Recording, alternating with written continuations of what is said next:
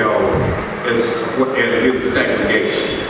So we had progressed from slavery to a new form of oppression, segregation. But Du Bois was a critic of segregation. He was a relentless critic. He was the one who was our first PhD from Harvard University. He helped to found the most significant civil rights organization in the history of the United States, the National Association for the Advancement of Colored People, the NAACP. He was the founder of the Crisis magazine, a magazine that relentlessly pointed out how we as African Americans were oppressed by the American system. Du Bois even corresponded with Dr. Ambedkar in the 1940s. Ambedkar contacted Du Bois to inquire about a petition that Du Bois had attempted to file with the United Nations to bring the suffering of African Americans in front of the United Nations shortly after that body had been created. And Ambedkar, in his letter to Dr. Du Bois, said, "I have been a student of the Negro problem, and there is so much similarity between the position of Dalits in India and the position of Negroes in America that the study of the latter is not only natural, but necessary."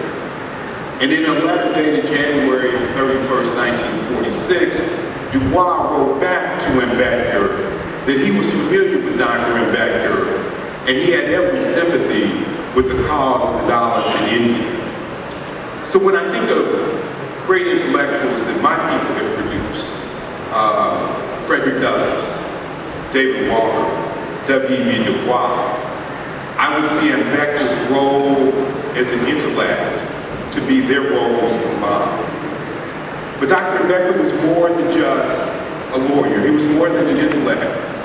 He was also a great politician. He was the representative of Dalits at the roundtable discussion about the future of India once it became independent from the British. And Ambedkar determinedly presented the position of the Dalits to the British. As you all know, many political parties have their roots in the Scheduled Caste Federation founded by Dr. Ambedkar. Well, clearly Barack Obama is the greatest politician that my people have been able to produce. The problem with Barack Obama is that he is not just the president of Black America, but the president of all Americans. So Barack Obama cannot represent us as president, he must represent all Americans. So if I were to think of the greatest African American politician that we produced, it would be Reverend Jesse Jackson.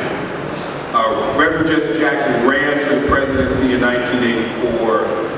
He brought us into the political process in a way that we had never been brought into the political process before.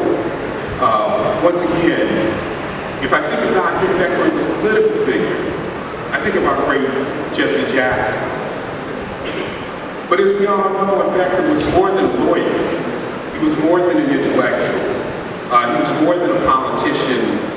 He was also a leader of a mass Dalit movement. Dr. Ambedkar had the ability to mobilize the masses of Dalits to fight for their own liberation. After publishing a series of books and articles arguing that Buddhism was the only way for Dalits to gain equality, Dr. Ambedkar publicly converted on October 14, 1956 in Nagpur to Buddhism, and in turn he brought 600,000 of his followers along with him. The Reverend Martin Luther King Jr. is unquestionably our greatest mass movement leader. He inspired us to protest against, rally against, and march against our segregation and our disenfranchisement. Indeed, Dr. King's march on the Edmund Pettus Bridge in 1965, where black marchers who were marching for the right to vote were beaten by Alabama state troopers, is credited with being the event that led to the passage of the Voting Rights Act. And the Voting Rights Act is the act that gave 75% of blacks the ability to vote in 1965 for the first time in the 20th century. In Dr. King's I Have a Dream speech that was delivered to the largest public display of protest by African Americans in our history, is credited with leading to the passage of the 1964 Civil Rights Act. This is the single greatest civil rights act in American history. Yet only 250,000 people convened in Washington, D.C. to hear Dr. King's remarks. In other words, less than half the people who converted with Dr. Ambedkar in Nagpur attended that protest march. So thus as a leader, a leader of a mass movement of people, Dr. Ambedkar would be compared with our Martin Luther King Jr. But Dr. Ambedkar was more than a lawyer, he was more than an intellect, he was more than a politician, he was more than a mass leader. He was also a great religious thinker. Ambedkar knew that Hinduism was a religion that oppressed his people, and that it would not be possible to overcome Dalit oppression within Hindu religion. As a consequence, he developed a version of Buddhism that comes out of the Dalit experience, that responds to the needs of Dalits. It's a new path in Buddhism that hadn't existed before, that is truly rational and deeply embedded in the desire to improve society that the people are currently living in. And we as African Americans, too, have had our religious reformers. We have had those who created a different version of Christianity. But as a religious figure, Dr. Ambedkar is most analogous to our Elijah Muhammad, the founder of the Nation of Islam, and his most famous protege, Malcolm X. The Nation of Islam urged that Christianity was the religion of our white slave masters and oppressors. Thus, our liberation could not be accomplished through professing their religion. The Nation of Islam, however, does not profess a traditional version of Islam. It is a version of Islam created out of the experiences and struggles of African American people.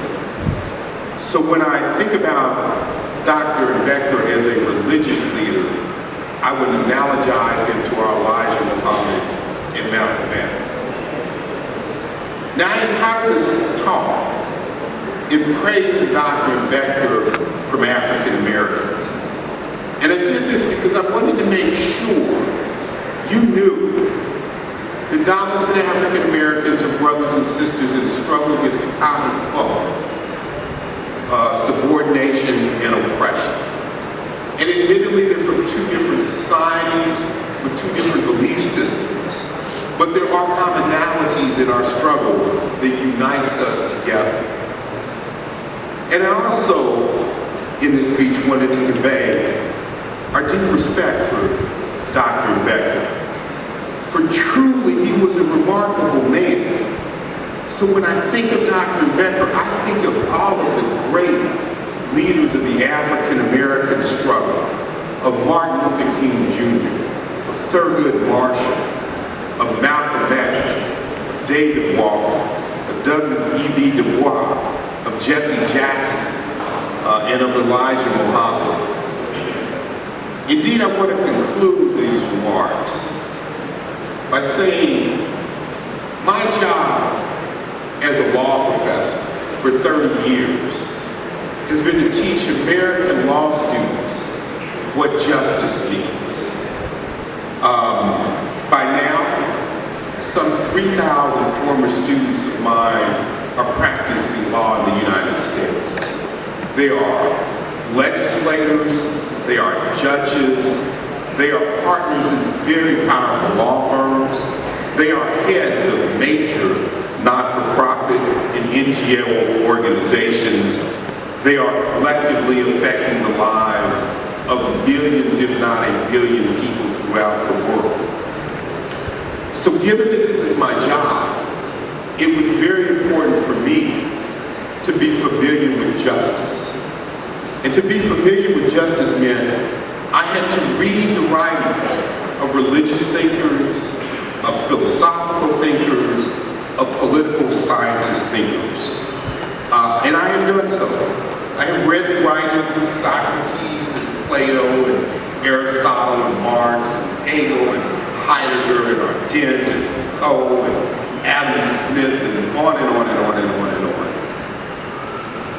And in my considered opinion, an opinion I think of one who knows, I have never read a more prodigious, I have never encountered a more prodigious intellect than that of Dr. Ambedkar. I believe one day the world will come to share your opinion that he is the single greatest human that humanity has produced.